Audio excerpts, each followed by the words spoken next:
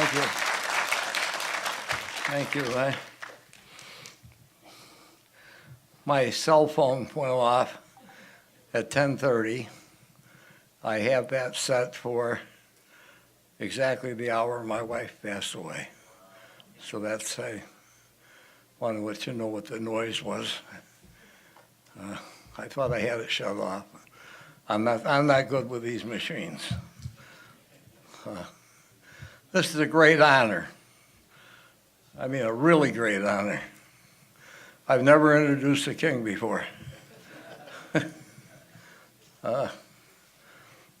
always ask me to say a few short words because sometimes I speak paratrooper 101. And it's if far left wants to have some fun with somebody in the church here, come see me, because I have given maybe 50,000 guns, semi-automatic guns, to South Vietnamese Christians that showed them how to use them.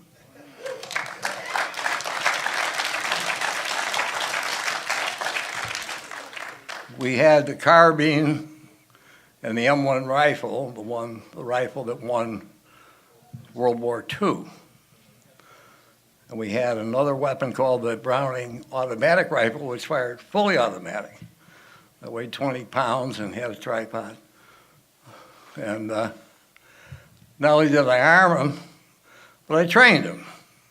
And that was our first mission over there. It was to help people fight communists that were trying to take over their country and attack and kill Christians.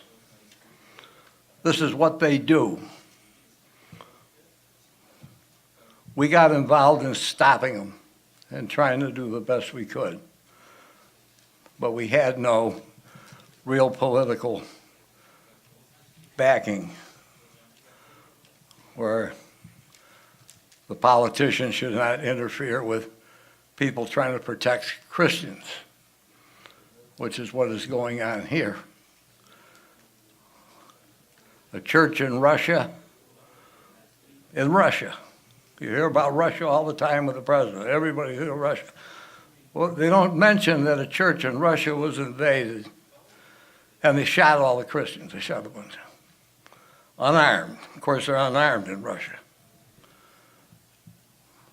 Over here, the sick politicians have a problem called the Pearl Harbor syndrome. That's what I call it. Where you want to wait for something to happen tragically and then put on a show. They let the police do their job. That would not have happened in Florida, and you can blame the ACLU for that because they're the ones that keep the police in check from doing their job. And that's a fact. Today I stand here very honored and very respectful because you're keeping a promise. You're keeping a promise to the Father. What greater thing can you do than keep a promise to the Father? It was a promise that I gave to Lourdes to come here for the first time. My wife had passed away, and I did not want to, there she is again, go out of the house. I didn't want to leave the house. I was mad at God. And the last thing I wanted to do was go to a church, any church. I want to go anywhere. I came down here on a promise. She says, will you promise to come down on Sunday? I said, yes. And when he said that, bingo, eh? Green Berets will die before we break a promise. So a promise is very important to us. was the promise of Christ. It's all together. When I came here, I was standing over there in the back where I like to be, because I can watch the door. It's out of protective instinct. Not that I don't want to sit with everybody, so don't ever take that wrong. And then I saw a man come out here, dressed like me. And I said, hey, I'm starting to like this already. But then when he spoke, I saw something else. And when you have been in the position that I've been in from the time I was 18, you get to see people, you get to recognize things. That's Rita calling you. You get to recognize things, because sometimes when you go out on a patrol and you're bringing your men back, sometimes the enemy likes to follow you in. So you have to know the body language and just about everything from those men. And you get to read people pretty good. Your life depends on it.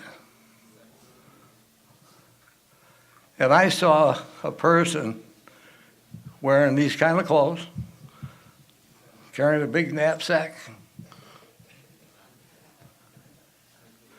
But I also saw something else more important. What I saw was the fact that he was blessed by the Holy Spirit.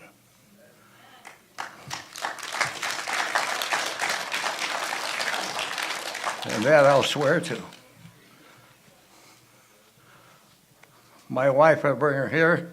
I have a little piece of her hair and a paper clip that she always wore. She left it in the hotel in Atlantic City. I went all the way back to get it one night.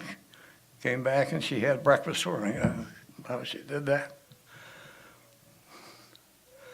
So I was amazed as I was standing over here. And I turned to a gentleman in dungarees after the service, and I said to him, that man is the real deal. I didn't know I was talking to Justin. I didn't know it was his brother. I didn't know anybody. And I asked him if I could come down and shake his hand. And he said yes. Because I didn't want to violate any or show any disrespect, because I was a newcomer. And I came down and I was greeted by the second king. And it's been over a year. I know now I'll be back with my wife because of what goes on here with the second king. People, this press is, I would have really liked them to watch me when I was giving away all them guns over now. We were training people. But I would like to see them come here and realize what I see here. And there wouldn't be any of this nonsense. Yesterday, Billy Graham, who tried to preach the gospel of Christ to people, passed away at 99. They said he was in a cult in the 60s. This goes on and on and on. Anyone that wants to bring the word of Jesus, they got to lie about him. Well, they lied about us in Vietnam, and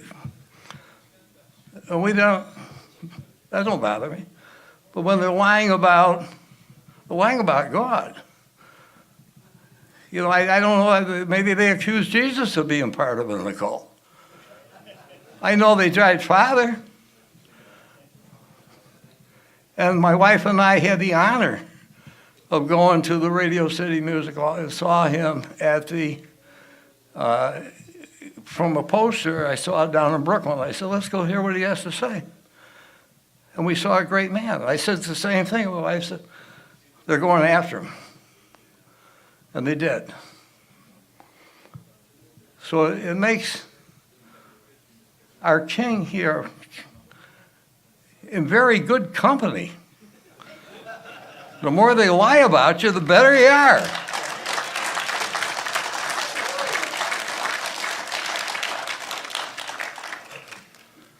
So it is a great honor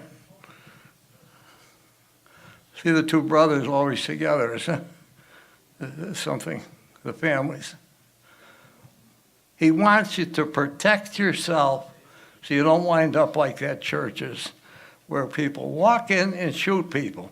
Now, what is so hard about that to understand?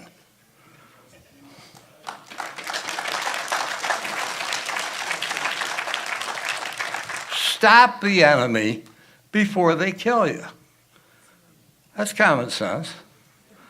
I don't know if this would be sacrilegious, but I would like to say a prayer that all the politicians, not the Trump's bunch, but the ones that sat there during that, and the fake news and the lying media could all be walking away from Sodom and Gomorrah and turn around quick and turn them into a box of salt. That's what I'd like. I know that's wishful thinking, but, and I hope I didn't insult anybody saying that. So before the paratrooper comes out of me, it is a great honor and a great privilege to introduce my king, your king. Please stand for today's keynote speaker, Reverend Hyungjin Moon, second king of Cheongguk.